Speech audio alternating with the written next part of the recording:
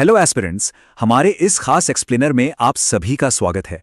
आज हम भारतीय राष्ट्रीय आंदोलन यानी 1885 से लेकर 1947 तक के इतिहास का एक बहुत ही शानदार और एकदम एग्जाम फोकस्ड रिव्यू करने वाले हैं। हमारा टारगेट बहुत क्लियर है। किसी भी कॉम्पिटिटिव एग्जाम के लिए आपका जो हिस्टोरिकल फाउंडेशन है ना, उसे बिल्कुल स्ट्रांग बनाना है। तो चलिए बिना किसी देरी के शुरू करते हैं। तो आज के इस सेशन का एजेंडा बहुत ही क्रिस्प है। 1885 से लेकर आज़ादी तक के इतिहास को हमने 6 हिस्सों में बांटा है। पहला है अर्ली फेज यानी प्रारंभिक चरण, फिर गांधीवादी युग की शुरुआत, उसके बाद मास मूवमेंट्स और राउंड टेबल, फिर आज़ादी की ओर, कुछ महत्वपूर्ण शब्दावली और लास्ट में हम करेंगे एग्जाम प्रैक्टिस। चलिए सीधा चलते हैं सेक्शन 1 पर। अर्ली फेज 1885 से 1914। इस शुरुआती चरण के ना ये 4 अहम फैक्ट्स दिमाग में बिल्कुल सेट कर लीजिए। 1885 में A.O. ह्यूम की पहल से इंडियन नेशनल कांग्रेस यानी INC बनती है। फिर 1905 में लॉर्ड कर्जन बंगाल का विभाजन कर देता है। ठीक एक साल बाद 1906 में मुस्लिम लीग की स्थापना होती है और 1913 आते आते अमेरिका के सैन फ्रांसिस्को में गदर पार्टी बन जाती है। आप ये मानकर चलिए कि ये वो शुरुआती खूंटे हैं जिन पर आगे का पूरा इतिहास टिकने वाला है। अब 1907 के सूरत अधिवेशन को देखिए। यहां एक बहुत बड़ा वैचारिक बंटवारा हुआ था।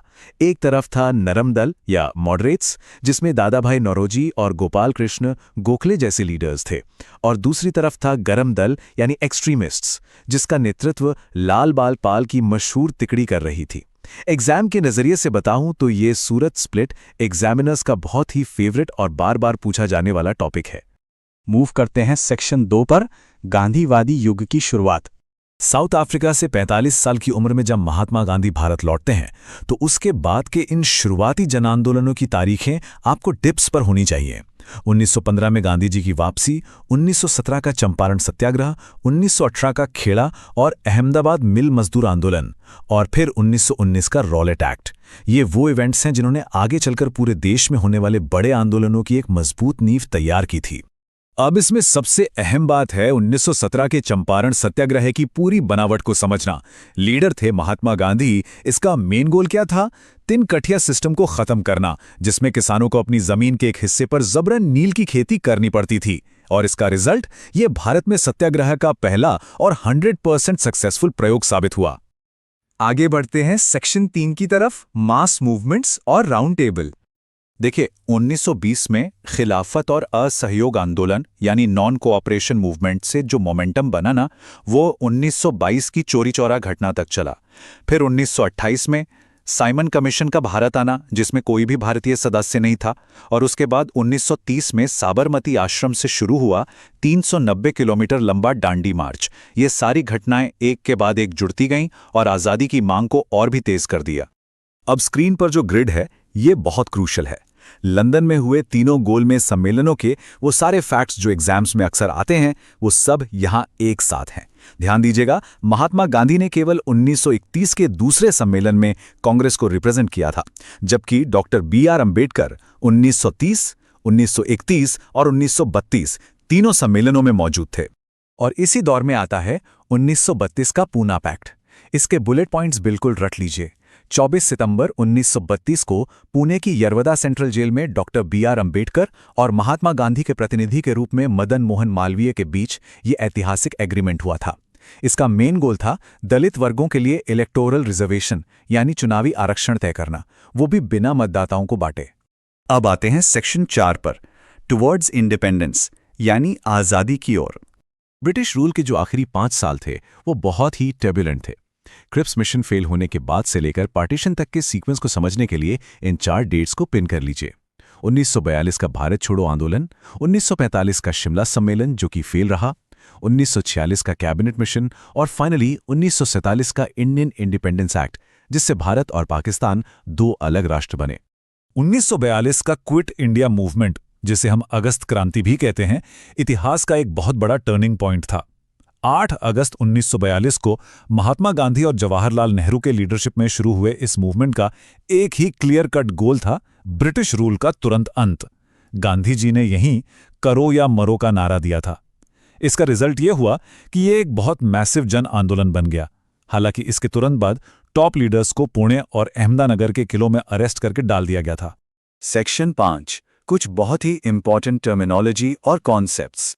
एग्जाम पर्सपेक्टिव से तिनकठिया सिस्टम का मतलब समझना एकदम मस्ट है। ये यूरोपियन प्लांटर्स द्वारा थोपी गई एक ऐसी अनिवार्य प्रणाली थी जिसमें इंडियन फार्मर्स को अपनी कुल जमीन के 3/20वें हिस्से पर जबरदस्ता नील यानी इंडिगो उगाना पड़ता था। इसी एक्सप्लॉयटेशन ने 1917 के चंपारण सत्याग्रह को ट्रिगर किया था। अब जरा 1919 के रॉलेट एक्ट को देखिए। महात्मा गांधी ने इसे ब्लैक एक्ट या काला कानून कहा था। क्यों? क्योंकि इस क्रूर कानून ने ब्रिटिश सरकार को ये पावर दे दी थी कि वो किसी भी व्यक्ति को बस शक के आधार पर बिना कोई मुकदमा चलाए जेल में डाल सकते थे। इसी एक्ट के विरोध ने उन शांतिपूर्ण प्रदर्शनों की शुरुआत की जिनका अंजाम 13 अप्रैल को जलियांवाला बाग के दर्दनाक हत्याकांड के रूप में हुआ। एक और टर्म जो एग्जाम्स में बहुत फ्रीक्वेंटली आता है, ऑपरेशन 0R। अगस्त क्रांति के रेजोल्यूशन पर ब्रिटिश सरकार का ये तुरंत और बहुत ही कड़ा रिएक्शन था। अगस्त 1942 में उन्होंने ये पुलिस ऑपरेशन चलाया और रातों रात भारत के सारे टॉप पॉलिटिकल लीडर्स को अरेस्ट कर लिया ताकि आंदोलन को कुचला जा सके। और फाइनली सेक्शन 6 एग्जाम प्रैक्टिस। चलिए देखते हैं कितना कुछ याद रहा।